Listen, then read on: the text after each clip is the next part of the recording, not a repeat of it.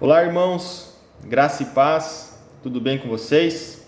Hoje eu quero estar falando sobre as 95 teses que Martinho Lutero publicou no ano de 1517, na porta da igreja da cidade de Wittenberg. Naquele momento, a igreja tinha uma prática que se chamava venda das indulgências. E o que era isso?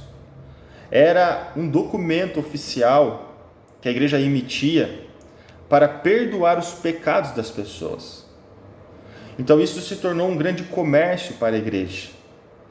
A pessoa tinha cometido um erro, um pecado, e ela queria receber o perdão desse pecado, ela poderia comprar uma indulgência. Esse documento que a igreja emitia, oficial da igreja, perdoando os seus erros e as suas culpas. E isso ganhou muita força, porque além desse documento papal, haviam também algumas pessoas que pregavam as vendas das indulgências. E o principal marqueteiro desse período da venda das indulgências foi um homem chamado Johann Tetzel, que viajava de cidades em cidades pregando as indulgências.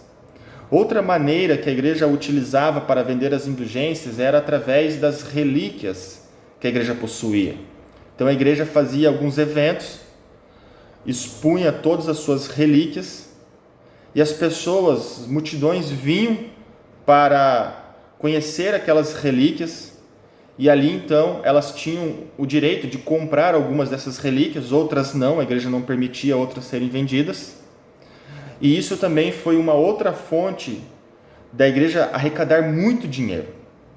E o propósito que naquela ocasião essas indulgências tinham era para financiar a construção da Basílica de São Pedro, que está na cidade de Roma, atual Vaticano.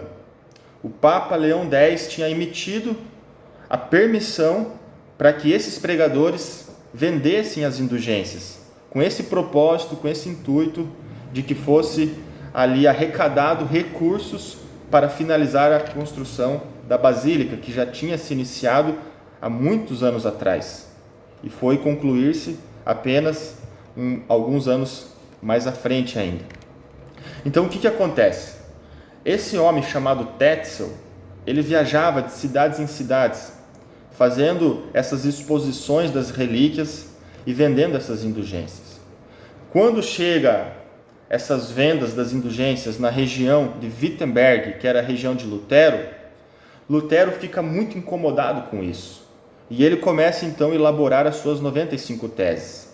E o teor, o conteúdo das suas 95 teses eram exatamente ser contra as vendas das indulgências. E essa era uma prática que já existia desde o século XIII na igreja. Só que naquele momento estava tendo os abusos. Para você ter uma ideia, haviam algumas indulgências que, dependendo do valor que as pessoas pagavam à igreja, elas já perdoavam os seus pecados futuros, os pecados que elas ainda viriam a cometer.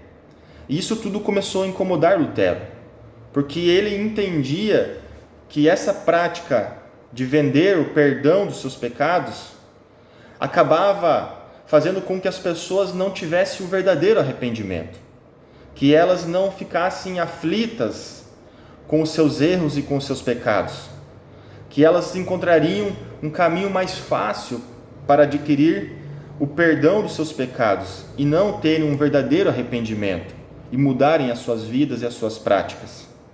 E isso então começou a incomodar Lutero. E ele começou a escrever as suas 95 teses exatamente para contrariar, para ir contra a venda das indulgências. E o propósito de Lutero era que as suas 95 teses fossem debatidas no campo universitário. Lutero ele era um professor universitário. Mas a história diz que muito provavelmente isso não chegou a acontecer. Em outras ocasiões, Lutero pregou contra as indulgências nas suas reuniões, nas suas pregações, nas suas missas. Ele era um ferrenho opositor às indulgências, porque a igreja também permitia que através da doação, das esmolas que você dava, você também poderia adquirir o perdão dos seus pecados. Você poderia adquirir um lugar aos céus. Você poderia garantir a tua salvação. E Lutero também achava isso um grande erro, porque as esmolas que eram dadas para adquirirem indulgências, perdão de pecados, era muito prejudicial, porque poderiam ser dados as esmolas para um bem mais aproveitoso, como por exemplo ajudar o próximo, ajudar os necessitados, ajudar os pobres. Então Lutero vai e estabelece as suas 95 teses, e ele envia essas 95 teses para a sua liderança, para o arcebispo responsável a igreja que ele fazia parte. A igreja resiste às suas 95 teses, a igreja pede para que ele retorne, que ele volte atrás nas suas 95 teses.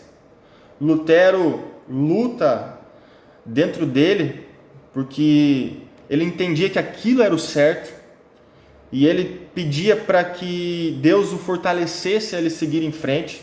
Ele sabia que se colocar contra a igreja, que já era uma instituição muito forte, que já tinha perseguido alguns pré-reformadores, como John Hus, que também era um opositor às indulgências, John Wycliffe, que também era um opositor e vieram antes de Lutero. John Hus foi queimado na fogueira, John Wycliffe foi também excomungado da igreja, foi taxado como herege. Todos eles eram opositores à venda das indulgências, porque, como eu já falei, para eles isso eliminava a possibilidade das pessoas terem um verdadeiro arrependimento, um arrependimento bíblico, um arrependimento correto, aonde geraria transformações na vida das pessoas.